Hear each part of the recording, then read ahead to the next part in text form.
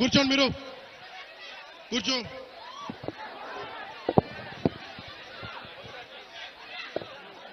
అందరికీ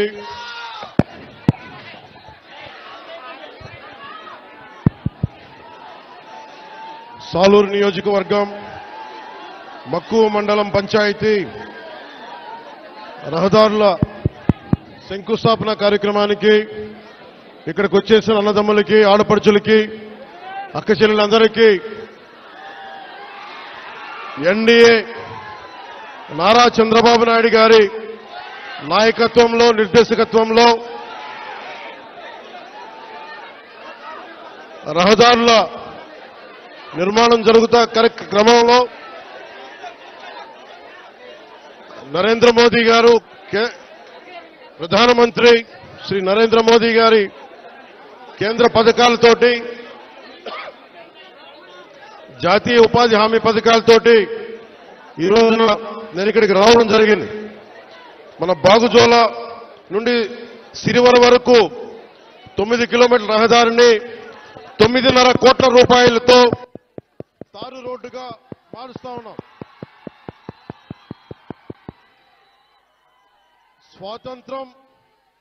మనకి స్వాతంత్రం వచ్చినప్పటి నుంచి దాదాపు 70 సంవత్సరాల పైన ఈ రోడ్డుని మనం వేసుకోలేని పరిస్థితి. నేను మీ దృష్టికి ఈ రోజున నేను అన్ని వదిలి, ఇది మీకు 2000 మీరు కూర్చోవాలి బాబు, మీరు కూర్చోవాలి. మధ్యలో లేకుండా దయచేసి ప్రెస్ అందరూ కూర్చోండి ప్లీజ్. ప్రెస్ అందరూ కూర్చోండి. 2017లో పోరాట యాత్ర అప్పుడు నేను అన్ని తిరిగి మన పాడేరు, అరకు, అన్ని గిరిజన ప్రాంతాల్లో తిరిగినప్పుడు నాకు 2 ప్రధానమైన సమస్యలు. 1 రోడ్లు, 2 తాగునీటి అవసరాలు, 3 యువతకి ఉపాధి అవకాశాలు. ఇంత సుందరమైన ప్రాంతం ఇది. దాదాపు 20కి పైగా జలపాతాలు ఉన్నాయి ఇక్కడ.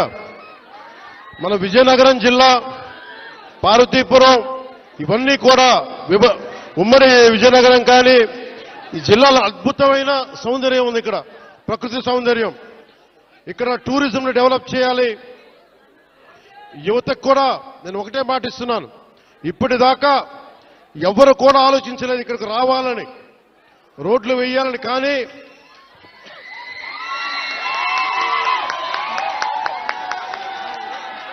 గౌరవ ముఖ్యమంత్రి శ్రీ నారా చంద్రబాబు గారి నాయకత్వంలో ఒకటే నేను కోరాను వారిని, 70 సంవత్సరాలుగా రోడ్లు లేవు ఇక్కడ. 70 సంవత్సరాలుగా రోడ్లు లేవు. బాలింతలు రోజు డోలీలో వచ్చే పరిస్థితి ఉంది. డబ్బులు లేవు ఒకవైపు మన దగ్గర.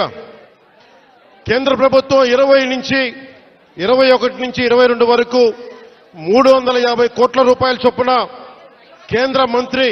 కేంద్ర మంత్రివర్గం మన నరేంద్ర మోదీ గారి నాయకత్వంలో 350 కోట్ల రూపాయలు, 670 కోట్ల రూపాయలు వెనుకబడ్డ జిల్లాలకు ఇచ్చారు.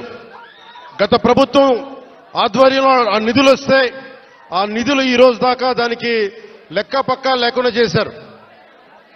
ఈ రోడ్లు వేయడానికి 9.5 కోట్ల రూపాయలు ఖర్చు. మీ దగ్గరికి ఓట్లు అడిగిన వ్యక్తులు, నేను అన్యాయం అయిపోయిన చెప్పిన బిడ్డ, మీరు చూడండి 5 సంవత్సరాల పాలనలో మీకు రోడ్లు వేయలేకపోయారు. కానీ మేము వచ్చి డబ్బులు లేకపోయినా మన వెనకబడ్డ జిల్లాల కోసం 700 కోట్ల రూపాయలు నిధులిస్తే వాటిని ఖర్చు పెట్టలేదు, దారి మళ్లించేశారు. ఋషికొండ ప్యాలెస్ కి 500 కోట్ల రూపాయలు ఖర్చు పెట్టారు, కానీ ఇక్కడ 9 కోట్లతోటి రోడ్లు వేయలేకపోయారు.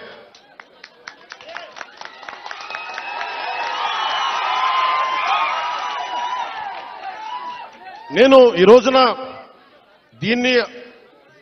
దీన్ని ఆధారం చేసుకుని ఒకటే చెప్తా ఉన్నాను.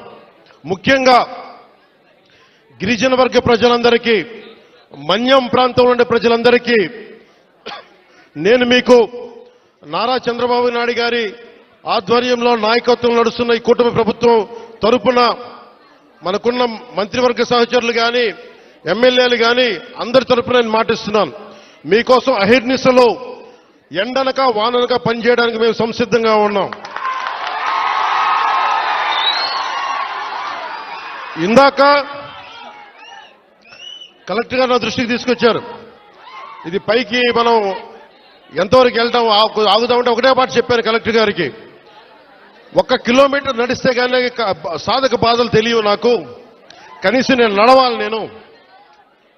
అలాంటిది నలుగురు డోలీ పట్టుకొని ఒక గర్భిణీ స్త్రీని పట్టుకొని ఎంత ఇబ్బంది పడతారో బాధ నాకు తెలియాలంటే ముందు నేను నడవాలి, నేను నడుస్తాను దీనికని చెప్పాను.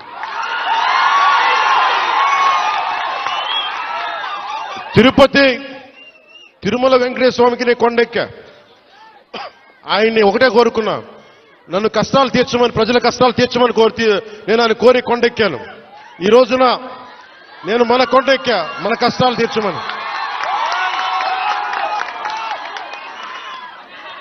నా పక్కనే ఉన్న పంచాయతీరాజ్ కమిషనర్ గారికి కూడా, అడిషనల్ జాయింట్ సెక్రటరీ వారికి కూడా ఒకటే చెప్పాను.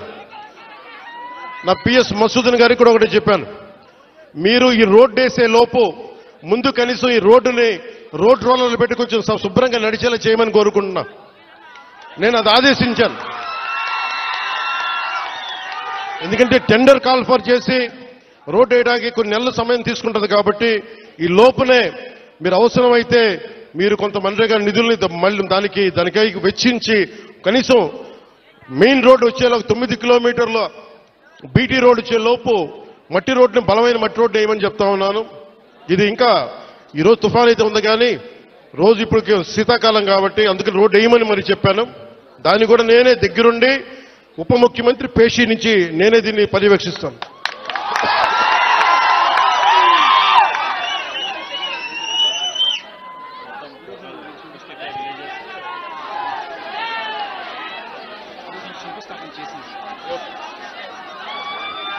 నేను మొన్న కొంచెం కూర్చోవాలి మీరందరూ అక్కడ.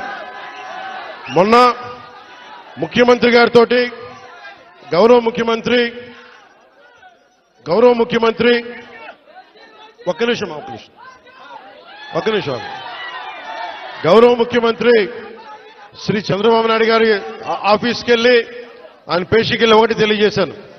సార్ 70 సంవత్సరాల మనకి స్వాతంత్రం వచ్చిన తర్వాత కూడా ఇంకా పిల్లలు ఇబ్బంది పడతా ఉన్నారు. మన్యం ప్రాంతంలో రోడ్లు లేవు. ఎట్లయినా మీరు అంటే నిధుల కొరత ఉన్నప్పటికీ గత ప్రభుత్వం డబ్బులు సంపూర్ణంగా ఊడ్చేసింది. మీకు మద్యం మీద ధర పెంచి దాని మీద కూడా డబ్బులు చేసుకున్నారు. 25,000 కోట్లు భవిష్యత్తులో ఇంత తాగుతారని చెప్పి దాని మీద కూడా డబ్బులు తీసుకున్నారు. దాదాపు ఎన్నో వేల దాదాపు 15,000-20,000 కోట్ల రూపాయలు అప్పులు తీసుకున్నారు. ముఖ్యంగా 3 జిల్లాలకు సంబంధించిన ఆస్తుల మీద. ఇవన్నీ డబ్బులు తీసుకొని కూడా రోడ్డు వేయలేదు. మరి ఏం చేశారు అభివృద్ధి అంటే మీరు ఆలోచించండి. గత కాలంలో ఒక్క మంత్రి అన్నా వచ్చాడా మీరు చెప్పండి. ఈ రోజున నేను అధికారం రాకముందు ప్రజల్లో ఉన్నాను. అధికారం వచ్చిన తర్వాత కూడా నేను మీకోసమే పనిచేస్తాను. ఇక్కడున్న యువతకి నేను ఇదే మీకు మాటిస్తున్నాను. ఈ రోజున మన సాలూరు నుంచి నేను ఒకటే మాటిస్తున్నాను. నేను మన మన్యం ప్రాంతాలు యువతకి ఉపాధి కల్పించేలాగా టూరిజం వైపు కానీ చాలా మంది ఇక్కడికి మీకు ఉపాధి అవకాశాలు కల్పించేలా నేను ఇక్కడున్న స్థానిక రాజకీయ నాయకులు, అన్ని పార్టీల రాజకీయ నాయకులతో పాటు మన గిరిజన వర్గ పెద్దలతోటి అందరితో మాట్లాడి ఒక బలమైన పరిష్కార మార్గం తీసుకుంటాం. అందుకే నేను ప్రతి 2 నెలలకు ఒకసారి 3 రోజుల పర్యటన పెట్టుకుంటాను మన జిల్లాలో.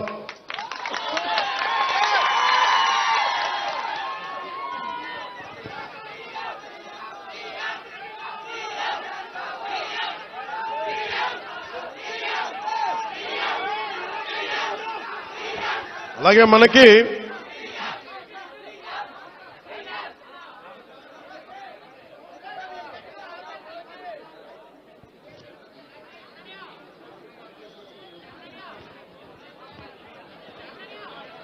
ముఖ్యమంత్రి గారికి ఒకటే చెప్పాను, దాదాపు 4000 గిరిజన తాండాలకి రోడ్లు కావాలి.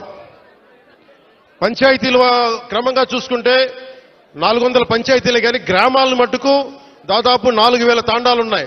20 మంది నివసించేయి, 40 మంది నివసించేయి. ప్రతి ఒక్కరికి రోడ్డు వేయడానికి కష్టసాధ్యం కనుక ముందు మనం 3 విడతల చొప్పున అనుకున్నాం. ముఖ్యమంత్రి గారు నా దృష్టికి తీసుకొచ్చింది, ప్రధానమంత్రి గారి దృష్టికి మేము తీసుకెళ్లబోయేది, ఎక్కువ మంది కనుక మీరు తొందరగా రోడ్లు రావాలి అంటే 20 మంది ఒక చోట కాకుండా కనీసం 200 మంది 300 మంది ఒక చోట మీరు అందరూ ఉండగలిగితే రోడ్లు వెంటనే వచ్చేస్తాయి. కాబట్టి సమస్య ఏమవుతుందంటే జనాభా తక్కువ అవడం వల్ల డబ్బులు కేంద్ర ప్రభుత్వం నుంచి వచ్చేయి మనం అన్ని మిగిల్చుకొని ఈరోజు చేస్తున్నాం. ఈ రోజున మనం నరేగా మీరు ఇలా అరిచి మీ అభివృద్ధి మర్చిపోతున్నారు. మీరు అరిచి సినిమాలు సరదా, నిజంగా మనస్ఫూర్తి చెప్తున్నా, మీకు సినిమాలకి రావాలన్న రోడ్లు ఉండాలి కదా.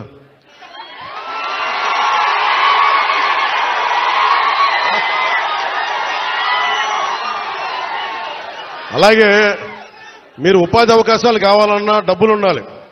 డబ్బులు రావాలంటే ఎక్కడి నుంచి చేస్తాం? వెనకాల పెరట్లో చెట్లు కొడితే డబ్బులు వస్తాయా? మనం ఏదో స్కిల్ నేర్చుకోవాలి, ఒక సమర్థత ఉండాలి. దానికోసం మనం సంపూర్ణమైన ప్రయత్నం చేస్తా ఉన్నాం. నేను మీకు ఈరోజు మాటిస్తున్నా, నేను 2017లో చెప్పినప్పుడు మాట ఇచ్చాం, వెనక్కి వెళ్ళాం, నిలబడ్డాం. అలాగే ఈ రోజున ఇంకో మాట ఇస్తున్నాం. గౌరవ ముఖ్యమంత్రి నారా చంద్రబాబు నాయుడు గారి తరపు నుంచి కానీ, కూటమి ప్రభుత్వం తరపు నుంచి కానీ, మన మంత్రివర్గ సహచరులు కానీ, ఎమ్మెల్యేల తరపు నుంచి నేను ఒకటే మాట ఇస్తున్నా. ఇక్కడికి ఈరోజు వచ్చి రోడ్ల కోసమే రాలేదు నేను. మీ కష్టాలు తెలియాలి, మీ బాధలు తెలియాలి. నేనున్నా ఈ రోజున. అలాగే యువతకి ఉపాధి అవకాశాలు కల్పించాలంటే మీకు ఎలాంటి స్కిల్ మీకు కావాలి, ఇది నేను ఒక 5 సంవత్సరాలు చెప్పట్లా, వచ్చే సంవత్సరం లోపే మీకు ఏమి చేస్తే ఇక్కడ బాగుంటుందో అనేది నేను 3 పర్యాయాలు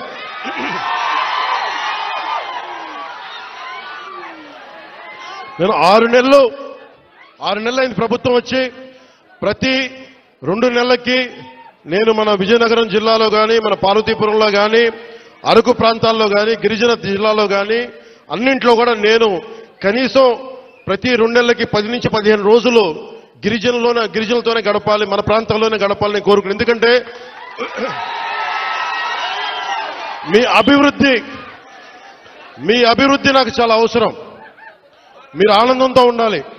70 సంవత్సరాల తర్వాత కూడా ఇంకా మీరు మందులకి, ఇంకా మీరు రోడ్లకి, ఇంకా మీరు ఉపాధి అవకాశాలకి బాధపడుతుంటే చలించే వ్యక్తి నేనున్నాం, దానికి స్పందించే వ్యక్తి ముఖ్యమంత్రి గారు ఉన్నారు. మా ఇద్దరి బాధకి మీకు న్యాయం చేయడానికి నరేంద్ర మోదీ గారు ఉన్నారు. మేమందరం మేము ముగ్గురం మీ బాధలను అర్థం చేసుకొని నేను వాళ్ళందరి తరపున క్షేత్రస్థాయిలో మన మంత్రివర్గ సహచరులతోటి ఎమ్మెల్యేల తరపున అందరితోటి కలిసి నేను ప్రతి గ్రామం పర్యటించి కష్టాలు తెలుసుకొని కొంతమంది పెద్దల్ని పిలిచి అవసరమైతే ఎలాంటి అభివృద్ధి ఇక్కడ అద్భుతంగా ఉంది, చూస్తూ ఉంటే చాలా అద్భుతంగా ఉంది. ఉదాహరణకి ఇలాంటి ఇల్లున్న చోట మంచి ఇల్లు చేసి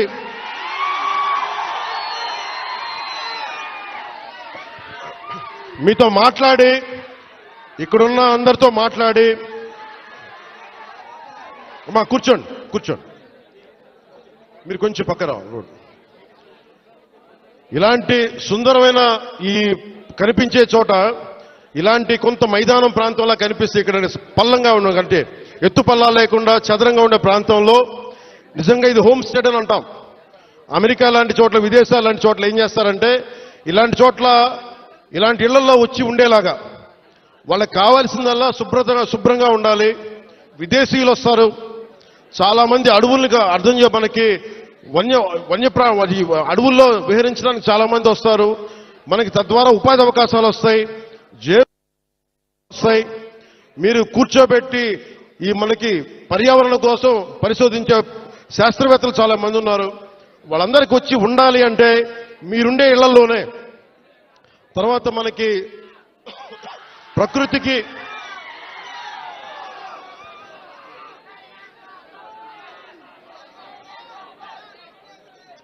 ఐదు సంవత్సరాల్లో ఒక 5 సంవత్సరాల్లో గత ప్రభుత్వం చేసిన తప్పుల్ని ఎండగడ్డి గొంతు పోయింది.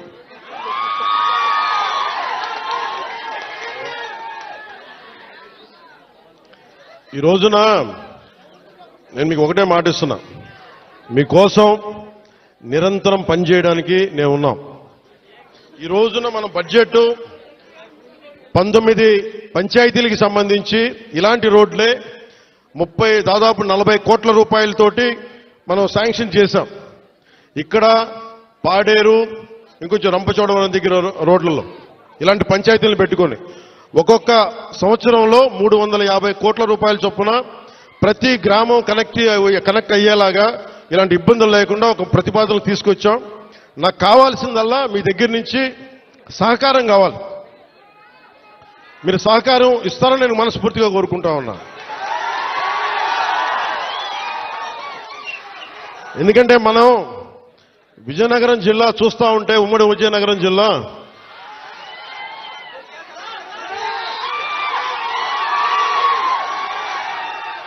అడవుల్లో కాదు, ఇంత సుందరమైన ప్రాంతంలో పుట్టిన మీరు అదృష్టవంతులే. నేను నిజంగా నా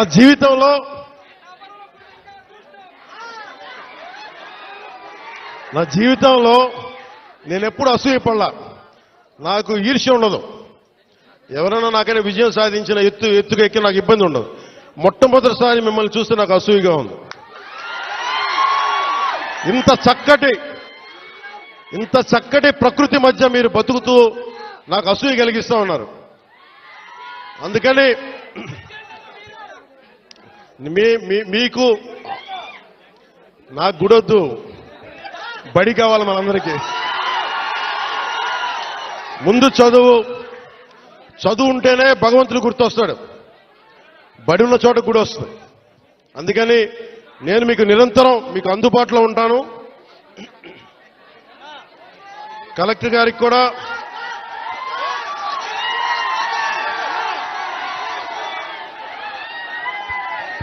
మీరు ఇక్కడ ఇంతమంది మీరు అన్నయ్య అంటారు, ఏం చేయరు మీరు. యువత ఇంతమంది ఉన్నారు. ఏంటబ్బా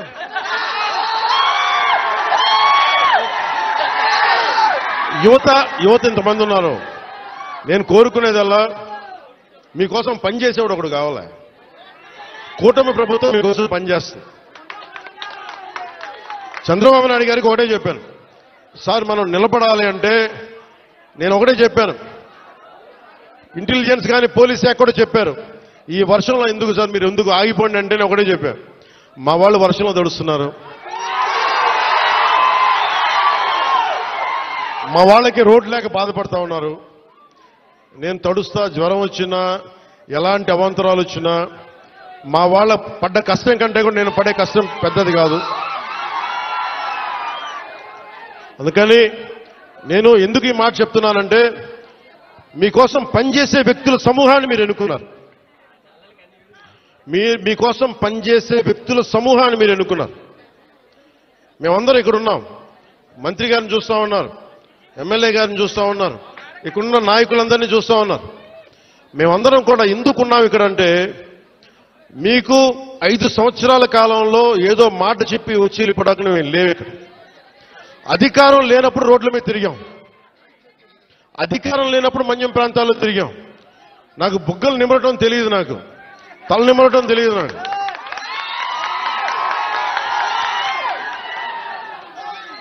నేను మీ కన్నీళ్లు తుడిచి పారిపోయే వ్యక్తిని కాదు. నేను దూరంగా ఉన్నా, నా రూమ్లో కూర్చొని ఉన్నా, మీకోసం నిరంతరం పరితపించే వ్యక్తిని.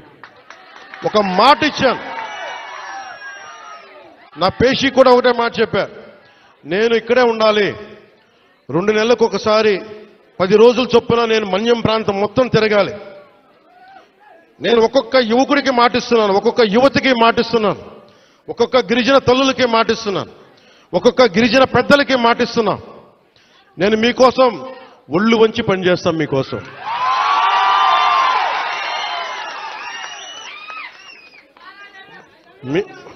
I love you two.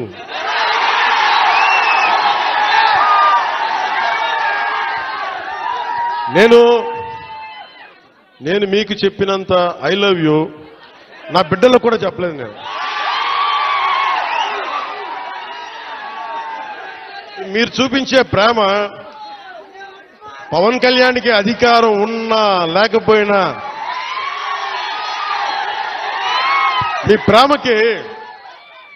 మీ ప్రేమకి నేను రుణగ్రస్తుడిని.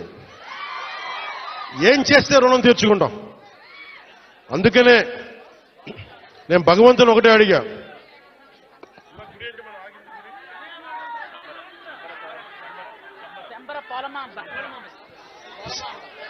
ఇందాక దారిలో వచ్చేటప్పుడు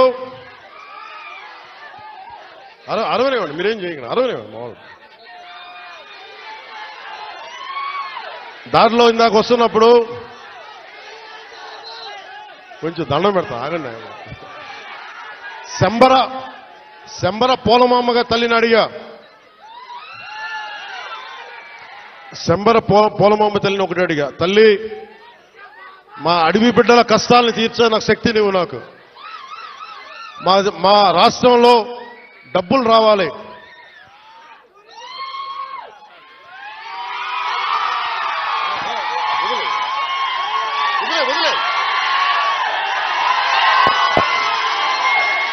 మా సవర సోదరుల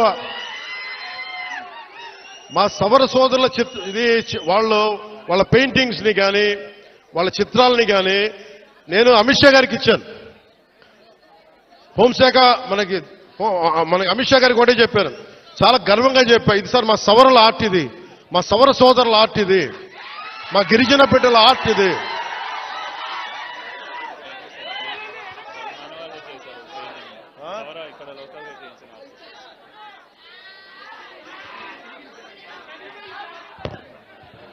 నాకు దీంట్లో ఎంత అందంగా అనిపిస్తుంటే, చాలా మంది విదేశీయులు మీరు నాకు సరిగ్గా 6 నెలల సమయం, నాకు 6 నెలల సమయంలో ఇక్కడున్న మీకున్న లోపల శక్తి సమర్థత కానీ మన సౌర సోదరుల ఆర్ట్ కానీ టూరిజం కానీ అన్నిటినీ కూడా మీకు ఒక ప్రణాళిక చేసి 27 లోపు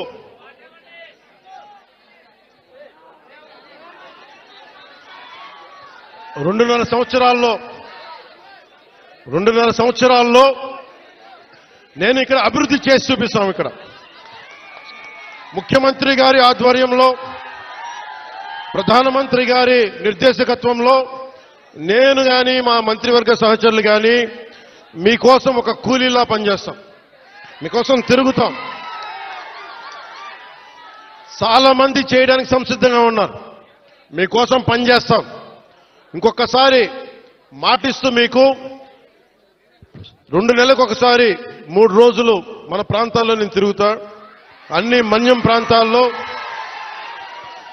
10 నుంచి 12 రోజులు మన గిరిజన ప్రాంతాలన్నీ తిరిగి, ఎక్కడైతే నీళ్లు లేవు, ఎక్కడైతే స్కూల్స్ ఇబ్బందులు ఉన్నాయి, గిరిజన సంక్షేమ హాస్టల్స్ ఎలా ఉన్నాయి, అలాగే మనకి టూరిజం ద్వారా మీకు అభివృద్ధి ఎలా ఉండాలి, ఇవన్నీ ముందుకు తీసుకెళ్తామని తెలియజేసుకుంటూ, అలాగే మీ భూముల్లో పంటలు పండి మీకు ప్రకృతి వ్యవసాయంలో మీరు ఆరితేరేలాగా, దానికి మార్కెట్ వచ్చేలాగా మేమందరం సాయశక్తుల కృషి చేస్తామని తెలియజేసుకుంటూ మీ అందరికీ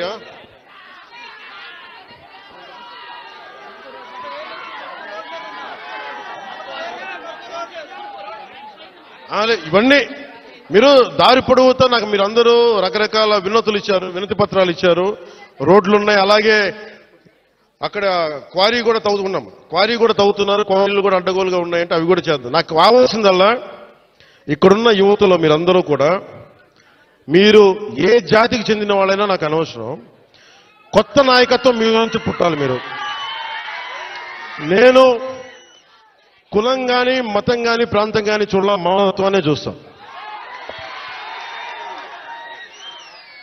అంటే డోలీల్లో గర్భస్రావం అయి బిడ్డను కోల్పోయిన తల్లి నా అక్క నా చెల్లిని చూడాల, నాతో నా రక్తం పంచుకు పుట్టకపోవచ్చు, కానీ చనిపోతే నా ఇంట్లో నా అక్కో నా బిడ్డ చనిపోతే ఎంత బాధపడ్డానో అంత బాధపడ్డాను. అందుకు వచ్చాను ఈ రోజు ఇక్కడికి. నేను కోరుకుంటున్నా ఒకటే, నేను ఒక నిమిషం ముఖ్యంగా ఇక్కడున్న యువతకి ఈ రోజున మన కూటమి ప్రభుత్వానికి మీరు 164 సీట్లు ఇచ్చి, అలాగే ఎంత 164 కదా 11 అంటే వాళ్ళకి 11 మన 164 175 ఓకే 164 సీట్లు ఇచ్చి 21 ఎంపీలు ఇచ్చారంటే మేమేదో ప్రతి ఎంపీని బాధ్యత తీసుకునేలా చేస్తాం.